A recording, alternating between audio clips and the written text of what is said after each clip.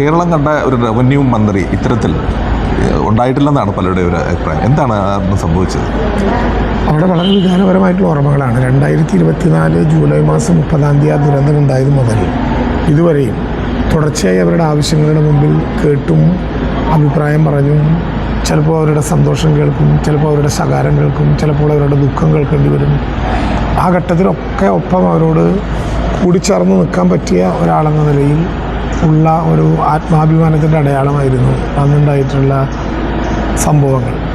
സ്വാഭാവികമായിട്ടും 298 മനുഷ്യർ പുതഞ്ഞു തീർന്ന മണ്ണാണത്. ആ മണ്ണിൽ നിന്ന് ഒരു പുതുജീവൻ ഇങ്ങനെ കിട്ടുമെന്ന് പലരും പ്രതീക്ഷിച്ചില്ല. എല്ലാവരും പറഞ്ഞു പരത്തിയിരുന്നത് ഏതോ ഒരു കോളനി രൂപീകരിച്ച് അവിടേക്ക് കൊണ്ടുപോകാൻ പോവുകയാണ് എന്നൊക്കെ പറയുന്ന വിധത്തിലുള്ള കഥകളാണ്.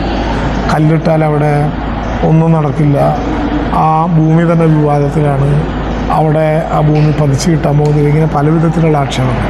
പക്ഷെ അവരവിടെ വന്ന് കണ്ടപ്പോഴാണ് പട്ടയവും വീടും എല്ലാ സൗകര്യങ്ങളോടും കൂടി ഒരു ആധുനിക നഗരത്തെ തന്നെ നിർമ്മിച്ച് അവർക്കിടയിലേക്ക് കൊടുക്കാൻ പോവുകയാണെന്നുള്ള സന്തോഷകരമായ വാർത്ത അറിയുന്നത്. അതിലവരുടെ സന്തോഷവും സ്നേഹവും ഒക്കെ പ്രകടിപ്പിച്ചാണ് സ്വാഭാവികമായിട്ടും നമ്മളും വല്ലാതെ വികാരാധീനനാകും.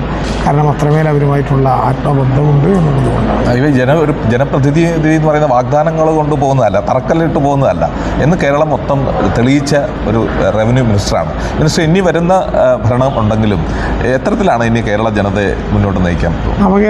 നവകേരളം എന്ന ആശയം കേരളത്തിൻ്റെ ഹൃദയത്തിൽ അടിഞ്ഞുകൂടി ഒന്നാണ്. അത് അതിദരിദ്രരില്ലാത്ത കേരളം സൃഷ്ടിക്കൽ മുതൽ ഈ കേരളത്തിലെ ദുരന്തബാധിതരെ മുഴുവൻ പുനരധിവസിപ്പിക്കാൻ പറ്റിയ ഒരു കേരള മോഡലുണ്ടാക്കിയതടക്കം വിഴിഞ്ഞം തുറമുഖം പോലെ കോടിക്കണക്കിന് രൂപ ചെലവഴിച്ച് ആരംഭിക്കുന്ന തുറമുഖ നഗരങ്ങളിലേക്ക് കേരളത്തെ കൊണ്ടുപോകുന്ന ഭൗതിക വികസനമടക്കം സർവതല സ്പർശിയായിട്ടുള്ള ഒരു സസ്റ്റൈനബിൾ ഡെവലപ്മെൻ്റ് ആയിരിക്കും കേരളത്തിൽ പ്രദാനം ചെയ്യുന്നത്. അതിന് ഇടതുപക്ഷ ജനാധിപത്യ മുന്നണി പ്രതിജ്ഞാബദ്ധമാണ്.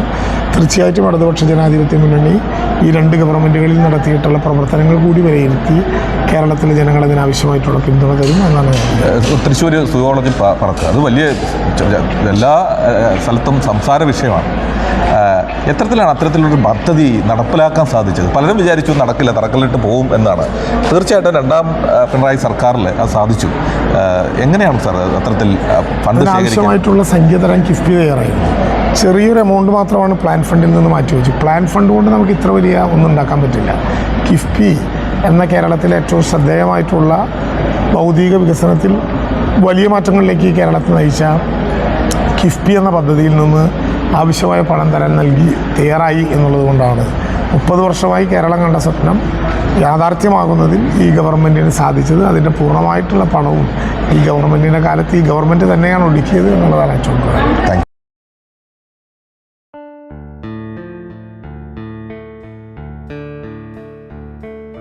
കനലെരിയും സമരപഥങ്ങൾ കയറിയൊരാളിന്നു വരുന്നേ, കരുതലിനൊരു കാവലു പോലെ എരിയും സൂര്യൻ.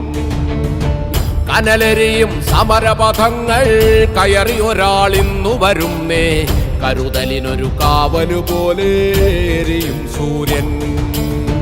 കടമകളെ കരളു തുടിപ്പിൻ തുടികൊട്ടി ഉണർത്തി വിടർത്തി, കരുതലിനൊരു കാവലു പോലെ എരിയും സൂര്യൻ.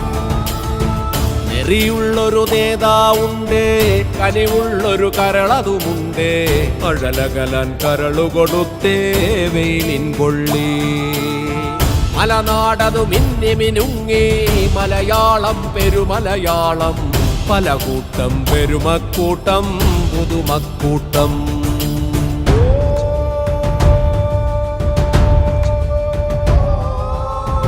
ഒരു നഗരം അനേകപുരങ്ങൾ നിരനിരയായി നീണ്ടൊരു നാടേ, മതനിരപേക്ഷതയുടെ നാടേ, മലനാടേ മാമലനാടേ. ഒരു നഗരം അനേകപുരങ്ങൾ നിരനിരയായി നീണ്ടൊരു നാടേ, മതനിരപേക്ഷതയുടെ നാടേ, മലനാടേ മാമലനാടേ. കാണെ വളരുന്നേ മലനാടേ മാമലനാടേ, നെറിവുള്ളൊരു നേതാവുണ്ടേ പകലിൻ സൂര്യൻ. പകലിൻ നിറപുഞ്ചിരി പോലെ വെയിൽ